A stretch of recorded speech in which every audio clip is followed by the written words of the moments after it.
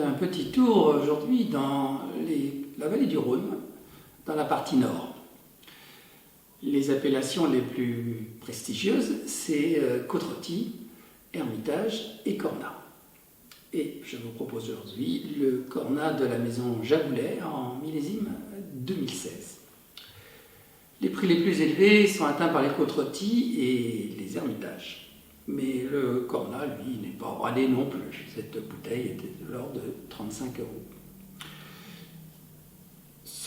Cette appellation représente environ 130 hectares, ce qui est déjà pas mal, tout en vous rappelant qu'on est loin de l'échelle bordelaise, puisque récemment je vous ai parlé du domaine de Ville-Lascasse qui fait une centaine d'hectares, et c'est un seul domaine dans l'appellation Saint-Julien. Le vignoble se présente en terrasse qui domine le Rhône, avec peut-être un peu moins de pente que plus au nord, en Côte-Rôtie.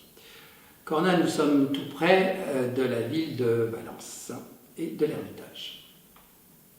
Ces vins sont à base 100% de Syrah, un cépage dont on sait aujourd'hui, avec les évolutions scientifiques, qu'il résulte d'un croisement entre la mondeuse du Savoie et un vieux cépage ardéchois.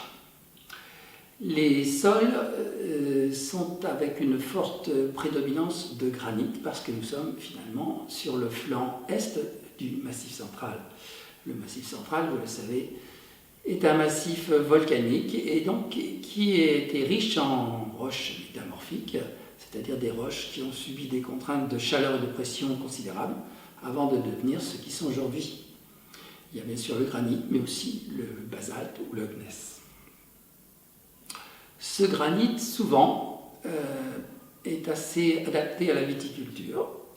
Donc c'est le cas à Cornat, mais aussi beaucoup plus au nord, notamment dans les coteaux du Lyonnais.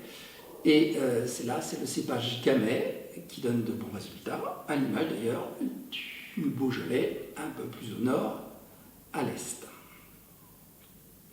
La maison Jaboulet, je crois que je vous en ai déjà parlé, elle appartient à la famille Fray depuis un certain nombre d'années, laquelle possède également le château La Lagune, 3e grand cru classé en Haut-Médoc, à Bordeaux. Ils détiennent également le château Corton-André en Côte-de-Beaune, qui a été rebaptisé Corton C, C comme Caroline Fray. Cette cuvée s'appelle les Grandes Terrasses. C'est un assemblage de parcelles parce que le négoce il a besoin de volume. Ce vin n'est pas en bio, mais Caroline Fray développe de plus en plus ce type de viticulture. Et quand on est une maison de négoce, il y a bien sûr deux problèmes différents. Il y a gérer ses propres vignes, ce qui est quand même plus simple si on veut basculer en bio, et aussi les achats de raisins. Et là, c'est beaucoup plus compliqué parce qu'il faut modifier les contrats avec les fournisseurs et c'est tout un travail, garantir les revenus et aussi tout un accompagnement technique et humain. Nous allons donc goûter ce Cornat en millésime 2016 qui devrait être assez proche de son apogée, avec un taux d'alcool, ma foi, assez raisonnable, 13,5, quand je pense que certains Bordeaux font 14,5 dans des millésimes qui ne sont pas les plus grands.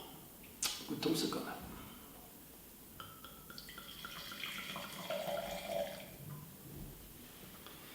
La robe est bien tuilée, le vin est évolué. Le nez est intense, très marqué sur la framboise. Un nez très pur, très fruité, sans notes boisées perceptibles. En tout cas, elles sont très discrètes, c'est vraiment le fruit qui domine. Joli nez.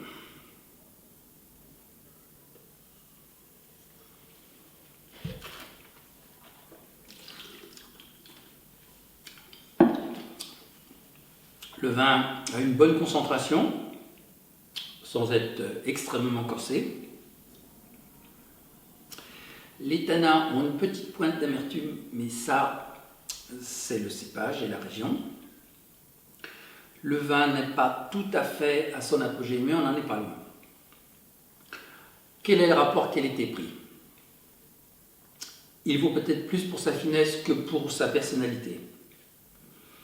Mais disons que c'est quand même un Côtes-du-Rhône de haut niveau, pour un prix, dans le contexte actuel du moins, relativement raisonnable. À bientôt.